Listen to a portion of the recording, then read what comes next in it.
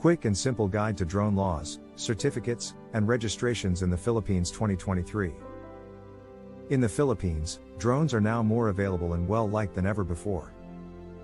As a result, the Civil Aviation Authority of the Philippines, CAAP, updated its regulations to safeguard the security of Filipinos who wish to operate drones for recreational purposes. In order to explain and address inquiries about the most recent Philippine civil aviation regulations, the CAAP also conducted a 4-part webinar. The most recent legislation, safety rules, and certification requirements are still in effect as of 2023. You must abide by these guidelines until new guidelines for drone and UAV operators are announced and date is to be advised. You must memorize and abide by these regulations if you want to fly quadcopters, fixed-wing drones, or other remotely piloted aircraft and UAVs, unmanned aerial vehicles. Otherwise, you risk getting fined and having your equipment seized. These are this year's most typical inquiries about Philippine drone flying regulations. Do I need a license, permit, or other documentation to operate a drone in the Philippines? To fly your drone for fun, you are not obliged to register it or obtain a permit. You are welcome to fly a tiny drone around your property for entertainment or to upload pictures to your drone blog. However, several areas in the Philippines, such Davao City and Boracay Island, have local regulations that demand registration. Even if the CAAP does not demand it, we usually advise registering your drone to stay out of difficulties like this, to be CAAP certified, and as a safety measure. If you want to do any of the following, you must have a license from the CAAP, especially an RPAS controller certificate for you or your pilot, RPAS registration certificate for your drone, and an RPAS operator certificate for your business. Use drones for commercial purposes, for as by starting a construction surveying or aerial photography/videography company. Fly large drones that are over 7 kilograms in weight. Fly in constrained circumstances, such as in constrained airspace, at night, over populous regions, or over the maximum altitude. These also require special flight permits. The criteria for CAAP certification and for using drones for business can be found in question 12. What types of drones can I use for fun? You are only permitted to use tiny UAVs that weigh 7 kilograms or less. If you want to use drones as a hobby and don't have any credentials or professional training in drone use, around 15.4 pounds.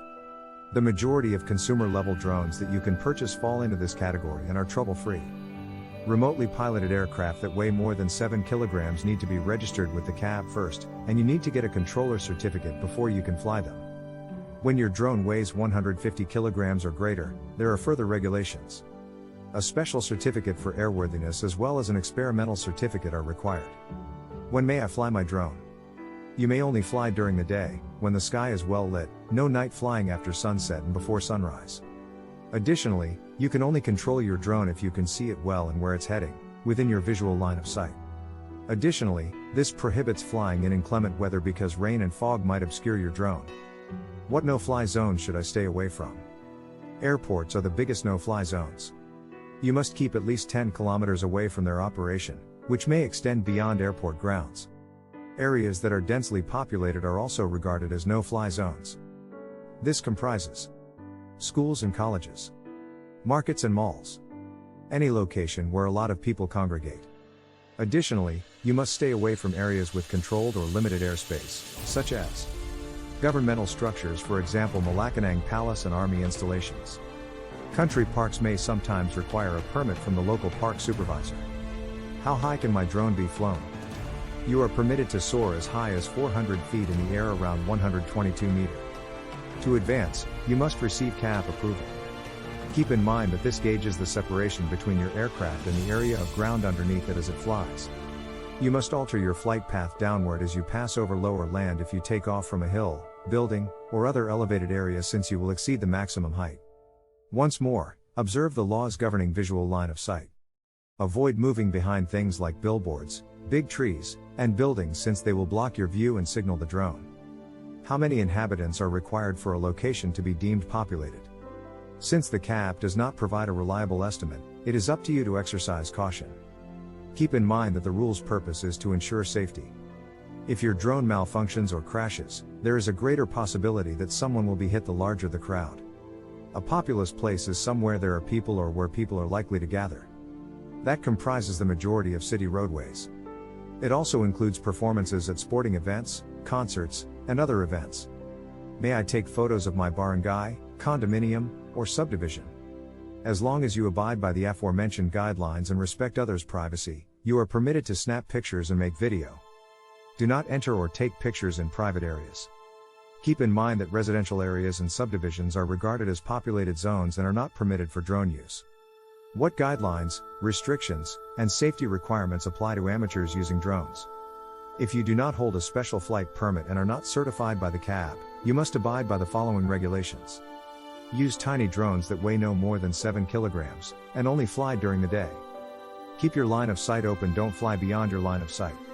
Make sure your aircraft is always at least 30 meters or 98 feet away from anyone who isn't taking part in the drone activity. Avoid populous locations, restricted or controlled airspace, such as schools, marketplaces, offices, and military sites, and aim to keep 10 kilometers away from airports. Keep your altitude to a maximum of 400 feet. Can I face consequences for breaking drone safety laws? Yes. Even if it's just a hobby or something you're doing for fun, breaking CAB guidelines can result in fines of up to P100,000, P20,000. I want to launch my own drone photography and videography business. Is that permitted? Yes, as long as you have the required licenses and certifications for commercial use, it is okay to offer these services as a business. What is commercial use, exactly? The CAB defines a commercial operation as any job or project that is done for remuneration. To put it another way, if you're profiting from it, it qualifies as commercial and requires a certificate. Common commercial services include the following examples: aerial imaging and filmmaking, inspecting the safety of structures, topographic mapping and surveys. Crop health is monitored through agricultural surveys, security monitoring. What conditions must be met before using drones for business? Before doing surgery, you must first obtain the following 3 items. The Remotely Piloted Aircraft, RPAS, Controller Certificate attests to your proficiency in operating remotely piloted aircraft. RPAS Operator Certificate, this attests that your company has the necessary safety procedures, qualified personnel, and infrastructure and tools to offer drone services. RPAS Certificate of Registration, this document gives your aircraft official registration numbers that certify their fitness for usage. How can I submit an application for an RPAS Controller Certificate? It doesn't take long to apply to become a drone pilot or controller, and the licensing personnel is quite helpful. Here is a brief explanation of the requirements to become a drone controller or pilot with CAB certification. 1. Complete the ensuing specifications and hand them in person to the CAB license office. A document from a licensed pilot attesting to your completion of training with at least 5 hours of flight time. Technical data and images of your aircraft, including top, bottom, side, and front views. 2. Obtain a routing slip from the licensing personnel, and follow their instructions for the following procedures, which include taking the knowledge test. 3. A knowledge test report will be issued to you if you pass the written exam. To obtain a skills test permit and timetable, submit this report. 4. Attend on the designated day and succeed on the skills test. You can now submit the following to apply for the controller certificate: your knowledge test and skills test results, 2.5 photos. 5. After 5 working days, pick up your certificate. The address for the Licensing and Certification Department is Old MIA Road, Pasay City, CAB Annex Building. Contact information for them is licensing@cab.gov.ph. How can I submit an application for an RPAS Operator Certificate? For a thorough infographic on obtaining operator certification. The processes to getting your company certified to use drones for business are listed below.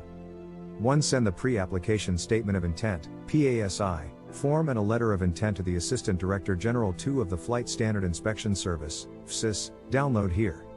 2. Optional, to talk about the procedure and needs, you could decide to arrange a meeting. 3. Await the FSIS's blessing. After you've been approved, they'll provide you a list of further requirements regarding your company, employees, policies, and facilities that you must submit. These may consist of User's Manual from the manufacturer of your RPAS, Operations Manual from your organization, Training Manual from your organization, Civil Aeronautics Board Franchise, for agricultural purposes, Lease/service contract, between contractor and agriculture company, RPAS insurance/third-party liability, Special Certificate of Airworthiness, if applicable, SEC or DTI registration, RPAS Certificate of Registration from CAB, photocopy of your primary controller certificate and their resume, organizational chart, Pictures of your facilities and equipment. Copy of the official receipt. 4. Once the documents have been sent, wait for FSIS to review them to see if they are accurate and if your company complies with their standards. If approved, your company will go through various inspections. Security audits of your facilities and machinery. Organizational evaluation of your management duties and personnel. RPAS inspection, during which you will present your services as they examine and assess your operational and safety rules and practices, for example if you follow the flight procedures in your manuals. A personal examination of your credentials to see whether you are capable of carrying out your duties. 5. If you pass all inspections, you will then be given final certification. How can I receive an RPAS registration certificate and register my drone? For a more thorough explanation of the procedure, refer to our step-by-step registration guide here. It can take up to 15 days to formally register your drone, so be sure to do it correctly the first time. The actions are: 1. Create a letter of intent addressed to the officer in charge of the CAAP's Flight Standards Inspector Service, FSIS, hand deliver it to their office, and have the original copy marked as received. Include the following information: your reason for registering, your aircraft's model, serial number, and technical characteristics. 2. While you wait a few days to a week for CAAP to answer, gather the necessary documents. A notarized copy of the completed registration form. Call CAAP. Your drone's technical specifications. Ownership history for leased units. Evidence of ownership, example invoice or affidavit of ownership. Third-party liability insurance policy. Original DTI certificates or SEC corporate paperwork if applicable. Certificate from the Secretary for Corporations. Document import customs release certificate if your drone was held by customs. Certificate for RPAS operator and if you have one already. If this is your first registration, there is a P1,500 registration charge plus 12% tax. 3. After a few business days, phone CAAP and request your registration marking number. Put your registration information on a durable, waterproof sticker and attach it to the controller and drone. Make this marking large so that it is always obvious and visible. Print up color images of your drone that demonstrate the markings and serial number from various perspectives. 4. Bring your drone back to CAAP to receive your letter approving registration, marking, and reservation. Send this letter along with the other necessary paperwork, pay the registration cost, and then arrange for an inspection of your drone. 5. Call CAAP and ask for an update of your registration when it gets close to 15 days. Return to their office and pick up your certificate of registration when it's ready.